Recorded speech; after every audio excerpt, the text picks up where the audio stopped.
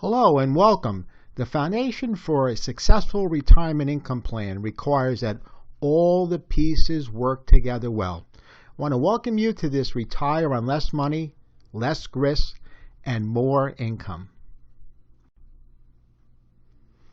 Just to let everyone know, myself, Realistic Economist, are not affiliated or endorsed by any government agency.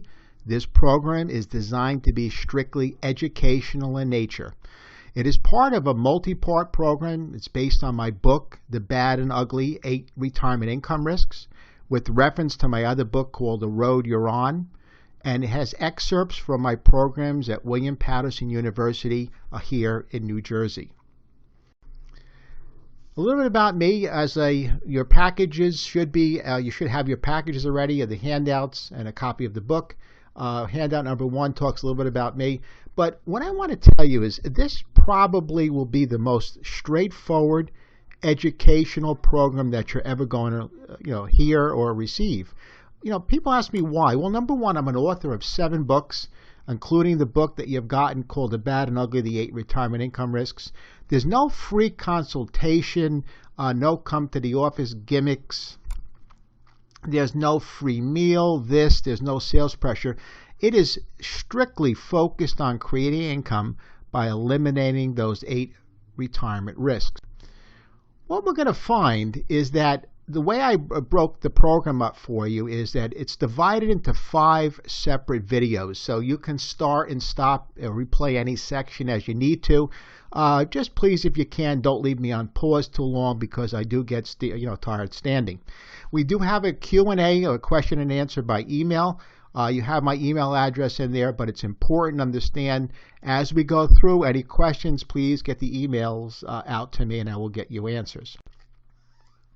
What we find is that, to me, education rules. I'm going to divide this learning event into 3 basic parts. Part 1 will be the video classes, the 5 different classes that you're going to take, as well as the handouts. Part 2, I should really say that Part 2 is the PDF copy of The Bad and Ugly, the 8 Retirement Risks. And the last part, which is, I think, critical, is the question and answers. How can we tie a lot of these things, a lot of these pieces together so that you can get the benefit as you need out of there? So when we look at things, the thing that I like is a lot of the reports that you see, we do them live online as we're speaking on the phone. If you like, you can log right into my computer and you'll be able to see these things, any of the strategies right in front of you unfolding, and it really makes it very, very clear. The agenda is this simple topic. 1, we're going to learn to close the gaps in retirement income by eliminating those 8 risks. We're going to talk about minimizing taxes, creating more income that's guaranteed, and retire on less money than you think. Now, we're going to talk about minimizing taxes to a minor degree, maybe not as deep as the other 3 topics, because there is actually a whole section which we'll review at the end of this program that talks about mitigating and reducing taxes. Okay, let's get started. Retire on less money, less risks, and more income.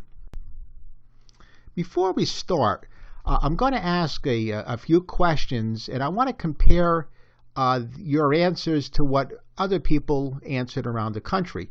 So what I want you to do is list them in the order of importance for you. In the order of importance, 1 is the most important, and least is, obviously the least important, or 5 is the least important. Other retirees around the country answered this way. When asked the question number, what is important to you, 1 to 5, is it increasing spendable income? Is it growing assets? Passing a legacy to children or grandchildren? Never running out of money? Or protecting assets from loss? So what do you think the first answer, or the one that was most important to other retirees around the country? I hope you guessed it right. Number 1 is never running out of money. That's a real big concern. A lot of folks, we don't know how long we're going to live. They don't want to be dependent on family, governments, or any other situation where they just kind of run out of money. Number two, protecting assets from loss. A lot of people maybe were a little frightened by the '08 debacle, and they want to find ways that they can protect assets from loss. Number three is they want to find ways to increase spendable income. What could we do to give us more income to spend? Now, number four on the list was passing a legacy to grandchildren or children. And number five is growing assets. So it looks like what we're going to take I guess a little snapshot would be the top three. I hope you scored where everyone else did. So we're pretty much going to talk about never running out of money, protecting assets from loss, and how to do that by increasing spendable income. As you read through my book that you got a copy of, I mentioned in the book, we talk about a lifeboat. I want you to start to learn that you have to build and stock a lifeboat for yourself and family by eliminating the 8 risks. And you really need to do that today. So let's take a look. We talk about 8 risks. What are these 8 risks? Number 1 is systematic risk, sequence of return, and the flaw of averages, not the law of averages, the flaw of averages. Longevity and inflation, it's basically both a blessing and a curse. Healthcare cost, mitigating taxes, that's going to be a lurking slaughter. Phantom wealth, I call it the optical delusion. Asset allocation versus product allocation, and unknown unknowns. As we go through the program, I want you to realize the companion book that goes with it goes into a lot more detail. So that's a good resource as we go along and go through the program. But before we get started, I just want to say it was a very interesting story. A woman, her husband passed away, but before he passed away, she said they had $20,000, and now it's all gone. And she really couldn't figure it out what had happened. So she asked me if I can look, and I said, well, kind of tell me, what do you think, what happened? She said, well, the funeral was $6,000. I said, okay. And I had to make a donation to the church, and that was another $2,000. And she said the rest went for the memorial stone. And I said, my God, how big was this memorial stone? And she was pretty good. She basically said, her answer, it's about 3 carats. So I kind of joke at the people, and I said, after my passing, my wife will definitely get a large, big memorial stone. Okay, let's review the 8 risks. First, we'll take a look at systematic risk. Well, systematic risk is something, or basically it's plainly called market risk. And this is the risk inherent in the whole market that cannot be solved by diversification. Some common sources of market risk could be recession, wars, interest rates, and others, again, because you can't diversify out of it, you get stuck with it. So technically, if we leave our money in the market, whether stocks or long-term bonds, we're subject to crippling losses, anywhere from 10 to 60% in any given year. That's the basic definition of a systematic risk. Now, we're going to look at sequence of return risk. It's a little different, and it's going to give you hopefully a deep understanding of how a lot of the order of how we get our returns make a huge difference in our retirement. What I did is I did an explanation and a PowerPoint presentation for a group of CPAs at William Patterson University. So what I'm going to do is basically replay that program, and you can listen to it and get a really good understanding of how the sequence of return works. The effect on retirement. A lot of folks will ask me, or I'll ask the question, what makes a sequence of returns so harmful? It's basically an anomaly. What happens is simply this. Many folks are not aware or don't understand that there are risks in retirement that exist only when taking money out of a portfolio or out of your savings, and it does not exist when they are in the accumulation phase of putting money into their savings. One of the people that came into one of the programs at the university, it was a couple. They were age 64, and they had said, we want to retire in about a year when we're 65. So what I did is we did a little chart, and we showed them age 65, as you can see with the blue arrow, all the way down to 94, which is 30 years, because they felt for whatever reason one of the two would make it 30 years. So they just want to see for a full 30 years how they can do with retirement income. Now, obviously, how much could they take out, or whatever they were concerned that they wanted to take out an income every year of about 5% of their portfolio value. And then, as you can see in the numbers, the first year at age 65, it was $12,500. The second year, it was $12,875, and on and on and on it went up. If one of them were still alive in the 94th, at their 94th birthday, there would be a check would come out, would be $29,457. Now, they understood that as time went on, they had to increase that number. That's why you see the numbers go up. And they were looking at a 3% inflation increase. They wanted to kind of keep pace with inflation, keep the living costs, similar. They didn't want to, increase the living lifestyle, but they just want to make sure they had enough to keep the same standard of living they did when they retired. Now, what's important is that any future projection is going to show an investment return. What I did here, we picked some numbers at random form, and you can see that in the first year it's highlighted with the blue. It's 16.6%, then 7.4%, then 12.0%, on and on through the years. And you'd notice there at age 79 there was a 3.2% reduction. Now, the nice thing about this investment is out of those 30 years, there were only 5 bad years that are highlighted by the red arrows that were negatives. And in this case, fortunately, the negatives came toward the end. But if you look at all the numbers and average them out, you can see it is a 7% return. Now, what this is going to do is give you hypothetical numbers, but let's put dollars to those numbers and see what it looks like. What we did here, the couple had started with about $250,000, and as you can see in the first year they took out the $12,500. But this is what makes this portfolio so exciting. It had a great return the first year. They can see that their money was actually going up.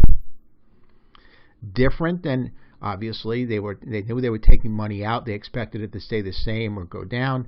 But in this case, the portfolio is actually growing. So they really made a very good investment choice. They've got this 7% average return. They actually, if you go down the list, you'll see that they made a fairly substantial profit. If one of them is alive at 94, you'll see that there's a total of $712,000 in that account. So what's interesting is this. The sequence of returns really determine what dollars are in that account or what's left. So what we're going to do is this. We don't know when the good years are going to be or when the bad years are going to be, or even for that matter how long they're going to be bad years or how many years will be good out of those. We just don't know. We're subject to we're all subject to randomness. We have no idea where the market's going to be tomorrow, despite our best investment advice out. Hypothetical return, you're going to see what happens through all those years, which we can do. But let's do something interesting. Let's flip those returns. So what we're going to do is take the return that we've gotten the first year in the hypothetical annual return, and we're going to bring it and make it the last year's return. And exact opposite, we're going to take the last year's return of 94, which is at minus 17.6, and bring it into the first year of our new model. So what we did basically simply is we took our returns, exactly flipped them. So the first year became the last year, and the last year became the first year. Now we can jumble the numbers up because we don't know. Again, we're all subject to randomness, but I want to show you the difference in what a sequence of return makes on it. Now, just so you know, the average of the new scenario was still 7%. That does not change. So what you can do is write down this rule or memorize this rule. The order of returns doesn't make a difference during the accumulation stage. The ending balance will always be the same.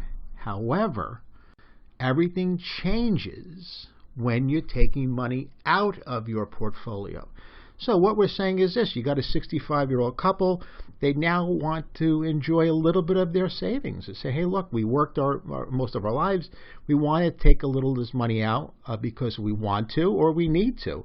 And that's going to help them maintain their lifestyle. As you look at the columns, you're going to see something extremely interesting. What happens here is they're actually run out of money. As you see in those first years, $193,000, they're taking the same money out as they were before. The difference is that this account is slowly dropping.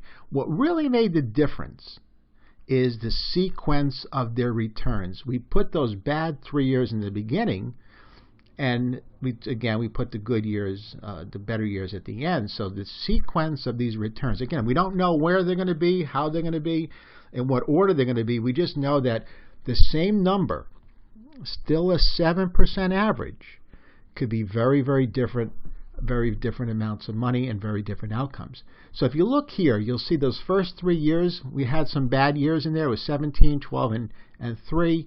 Those were bad years, but you spoke to your broker, your advisor, and he said, look, you're in the market for the long term. The market's going to come back, and market always comes back. And he was correct. And you'll see in the next 3 years, the market did come back. And it came back fairly strongly with a 6%, an 8%, and a 15% return.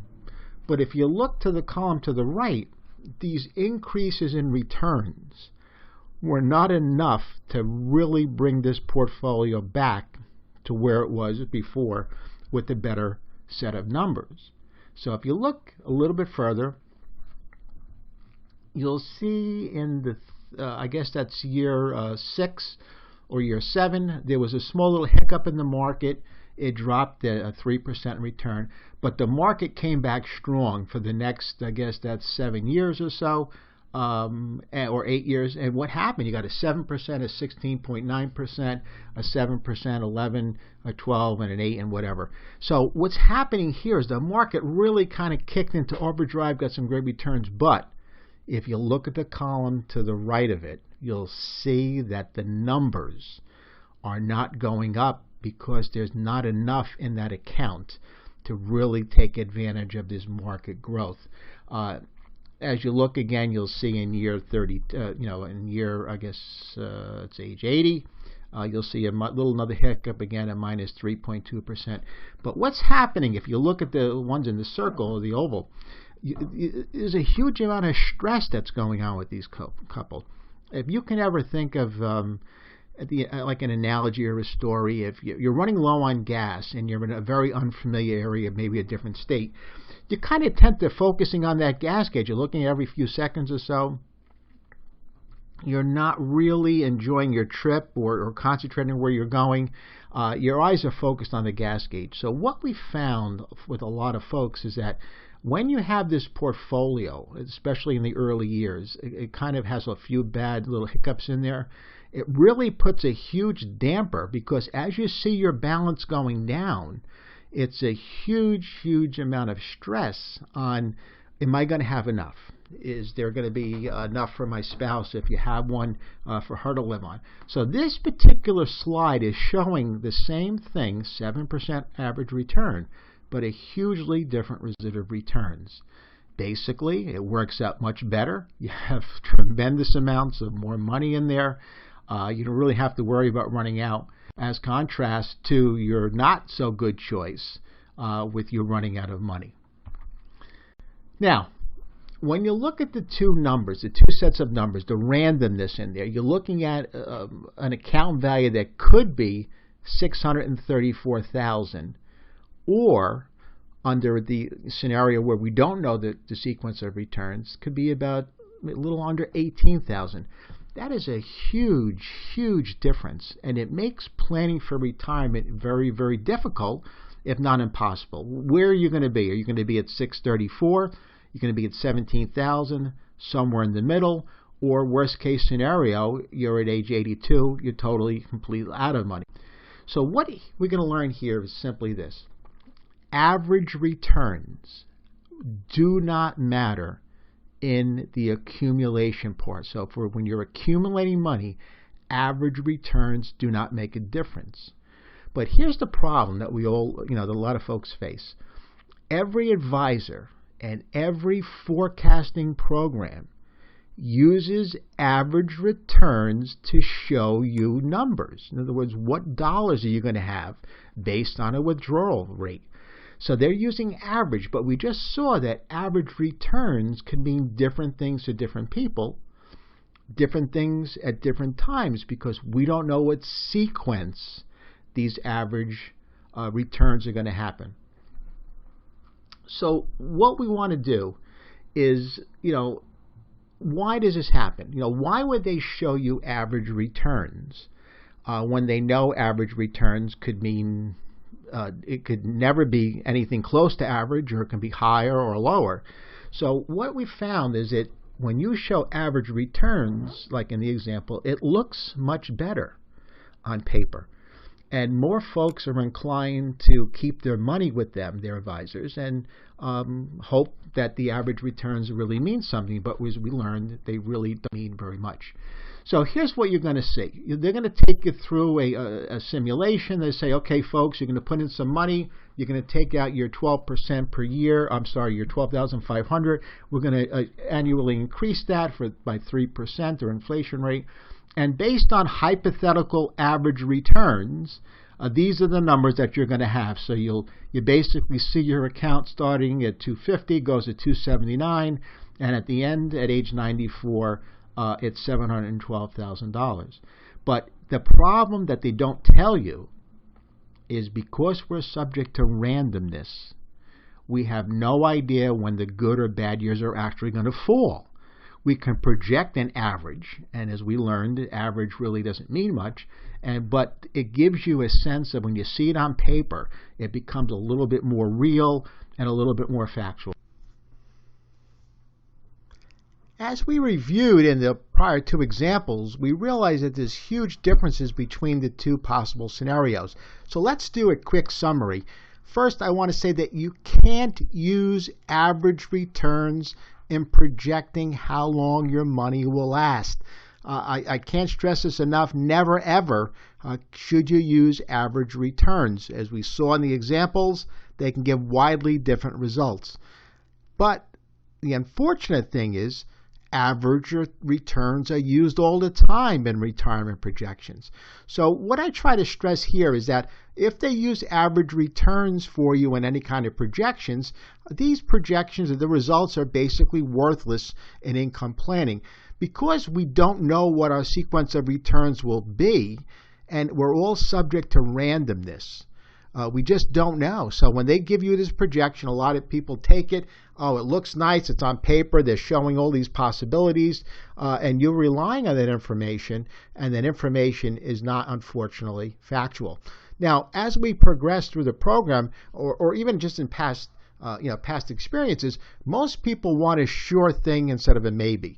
When you get a lot of these reports, there's a lot of maybes in there. And we find out that most folks would prefer a sure thing. That's the end of video 1. Let's just do a quick highlight or review of some of the topics. What I want to do is just let you know that we talked about the 5 different videos that are in the program. It's based on the book, The Bad and Ugly, the 8 Retirement Income Risks.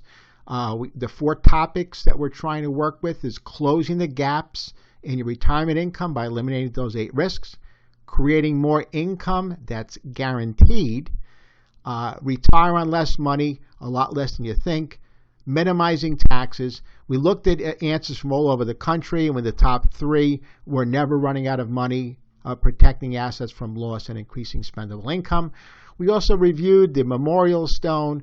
We introduced the 8 risks, and we talked about the systematic risk, and then we went to a little series on the CPA presentation. I want to congratulate you on completing part 1 of your video series. I'm excited. I hope you take advantage of the Q&A that's involved in each particular section. Very important to clarify and keep your questions answered quickly so you can go on to the next section without having any open questions that are unanswered. So please do that on the Q&A. Thank you for watching this part and looking forward to seeing you at the end of section 2. Thank you.